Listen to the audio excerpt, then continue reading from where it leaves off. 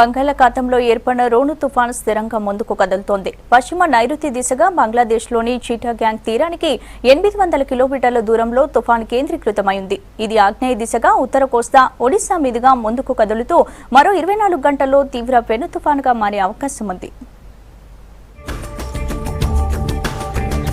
బంగాళాఖాతంలో ఏర్పడిన రోను తుఫాన్ స్థిరంగా ముందుకు కదులుతోంది. తూర్పు ఆగ్నేయ దిశగా కళింగపట్నానికి 105 కిలోమీటర్లు, దక్షిణ ఆగ్నేయంగా ఒడిశాలోని గోపాల్పూర్కు 50 కిలోమీటర్లు, పశ్చిమ నైరుతి దిశగా బంగ్లాదేశ్లోని చిట్టాగాంగ్ తీరానికి 800 కిలోమీటర్ల దూరంలో తుఫాన్ కేంద్రీకృతమైంది. ఇది ఆగ్నేయ దిశగా ఉత్తర కోస్తా ఒడిశా మీదుగా ముందుకు కదులుతూ మరో 24 గంటల్లో తీవ్ర పెను తుఫాన్ గా మారే అవకాశం ఉందంటున్నారు వాతావరణ శాఖ అధికారులు. రోను తుఫాన్ దక్షిణ బంగ్లాదేశ్ లో తీరం దాటుతుందన్నారు.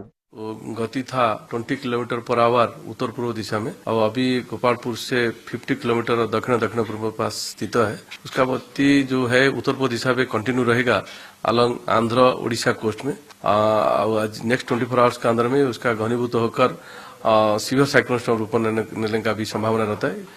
और इसके बाद तो उसका जो गति है परिवर्तन रहेगा, जैसे हम बोल रहे हैं पूर्व उत्तर दिशा में रहेगा टुवार्ड्स बांग्लादेश कोस्ट।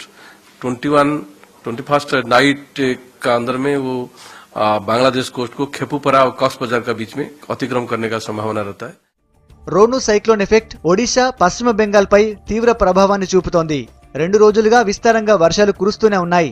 ఇదే సమయంలో ఒడిశా బెంగాల్ తీరం వెంబడి గంటకు 90 నుంచి 100 కిలోమీటర్ల వేగంతో ఈదురుగాలులు వీస్తున్నాయి. సైక్లోన్ ఎఫెక్ట్ ఏపీపై కూడా తీవ్ర ప్రభావాన్ని చూపుతోంది. అయితే మన రాష్ట్రంపై వెదర్ ఎఫెక్ట్ అంతగా ప్రభావం ఉండకపోవచ్చంటున్నారు వెదర్ ఎక్స్పర్ట్స్. రోను సైక్లోన్ ఎఫెక్ట్ తో శ్రీలంకలోనూ భారీ వర్షాలు కురుస్తున్నాయి. రోను సైక్లోన్ ఎఫెక్ట్ తో దేశంలోని అన్ని ఓడరేవుల్లో 2వ నెంబర్ ప్రమాద హెచ్చరిక జారీ చేశారు అధికారులు. మత్స్యకారులు సముద్రాల్లో వేటకు వెళ్లవద్దని హెచ్చరించారు.